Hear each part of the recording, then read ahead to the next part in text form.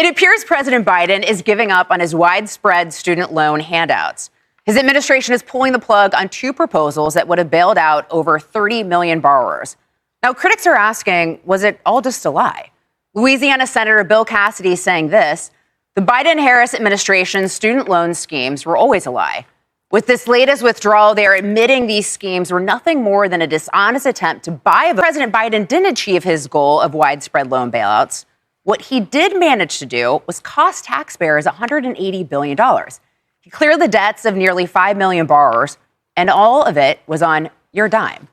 You know, Griff meant before the 2022 midterms. I mean, Democrats did do well with young voters that election cycle. So did this attempt to buy voters work? Well, listen, let's just get this out of the way. You cannot expect under the incoming new administration that this is going to get picked up and continued.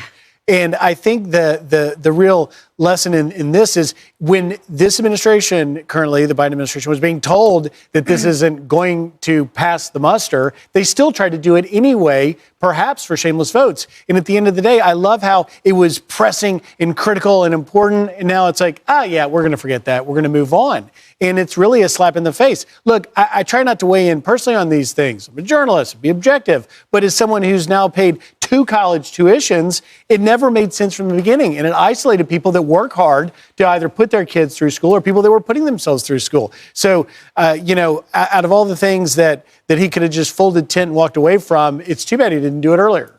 Well, and Carly, to Griff's point and to Senator Cassidy's as well, I mean, this is robbing Peter to pay Paul. So what about Peter?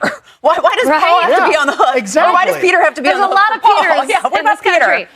This was always the most brazen vote-buying scheme. And Nancy Pelosi said presidents don't have the power to do this. The Supreme Court literally ruled that presidents don't have the power to do this. And then Joe Biden found a workaround to the tune of $180 billion. But here's what happened is that a lot of young people out there said, wait a second, you told us that you were going to cancel all student debt. And then they became angry. So it backfired. And that's what happens when you buy votes rather than inspire people to vote for you. People always want more. Well, and Kennedy, I mean, we've seen study after study showing that the more the federal government subsidizes student loans, the college tuition increases. So, I mean, is it time to just get the government out of the way? Yes, absolutely. Healthcare, housing, and education, 3 sectors where the more government involvement you have, there's a direct proportion, the more expensive these things become.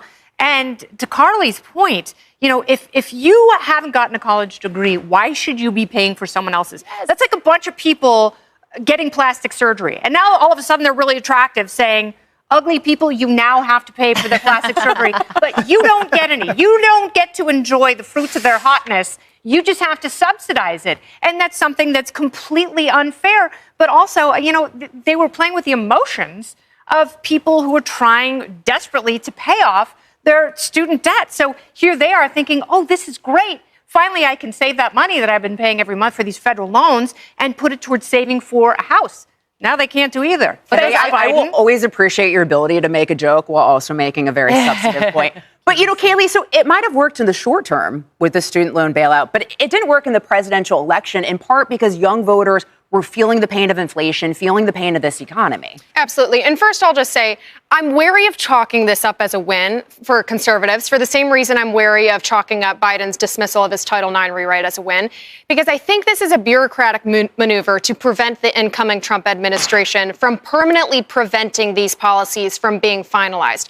My guess is they want to hold this on the table till the next Democratic administration or until the next Democratic candidate wants to use the exact same vote buying scheme. But to Democrats who think that this is a good strategy, to your point, they really need to look at the election's results a little bit more closely because it didn't work. Young voters my age were not persuaded by student loan debt forgiveness. In fact, they swung several points.